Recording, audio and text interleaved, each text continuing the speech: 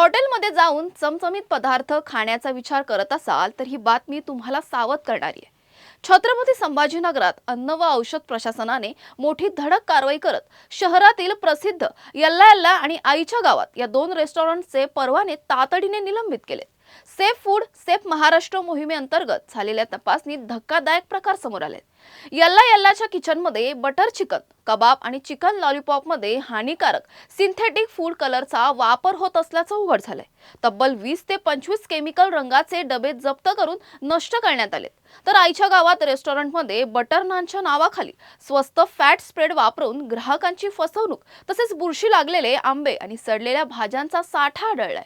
माननीय अन्न सुरक्षा आयुक्त श्री तुकाराम मुंडे, अन्न व औषध प्रशासन महाराष्ट्र राज्य यांनी सुरू केलेला सेफ फूड सेफ महाराष्ट्र या मोहिमेअंतर्गत 23 जून रोजी जे आदेश साहेबांनी निर्गमित केलेले त्यानुसार हॉटेल रेस्टॉरंट आणि इतर आस्थापनांवर आपण धडक मोहीम चालू केलेली। त्या अंतर्गत 30 जून रोजी दुपारी आईच्या गावात हे फेमस व्हेज रेस्टॉरंट जे कंचनवाडी छत्रपती संभाजीनगर इथे आहे, तिथे आपण एकदम अचानक धाड टाकून तपासणी करण्यात आली।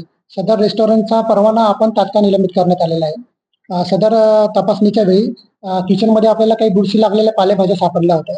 तसेच तपासणी वेळी जो मेनू कार्डमध्ये बटर तंदूर रोटी बटर रोटी जे आपण ग्राहकांना देतो ते बटर न लावता ते व्हेजिटेबल फॅट स्प्रेडचा वापर करत होते। तर याच्यामध्ये ग्राहकांची पूर्णपणे दिशाभूल होत होती। सदर त्याच्यामध्ये जे स्टोरेज करण्यासाठी जे मटेरियल वापरलं होतं त्यांनी ते फूड ग्रेड क्वालिटीचे नव्हते पूर्णपणे। वरती स्टोरेज वगैरे आम्ही जे बघितलं त्यानुसार ते अत्यंत घाणेरड्या अवस्थेत, म्हणजे मी त्याचे फोटो पण शेअर केलेला आहे तुम्हाला, त्या बाबतीत व्हिडिओ पण शेअर केलेला आहे, तर त्या कंडिशनमध्ये होते। आणि सदर जे मसाला पॅकेट किंवा मिठाच्या पुढे जे रॉ मटेरियल तिथे ठेवतात तिथं आम्हाला थोडं त्याच्यामध्ये कलर पण आढळला, कलरचे काही अंश पण आढळले, त्याचा पण आम्ही टेस्ट करायला लॅबमध्ये पाठवलेला आहे।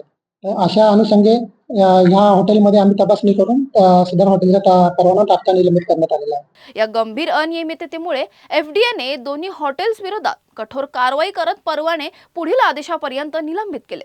ग्राहकांच्या आरोग्याशी खेळ करणाऱ्यांवर अशीच कठोर कारवाई सुरू राहणार असल्याचा इशाराही प्रशासनाने दिला आहे।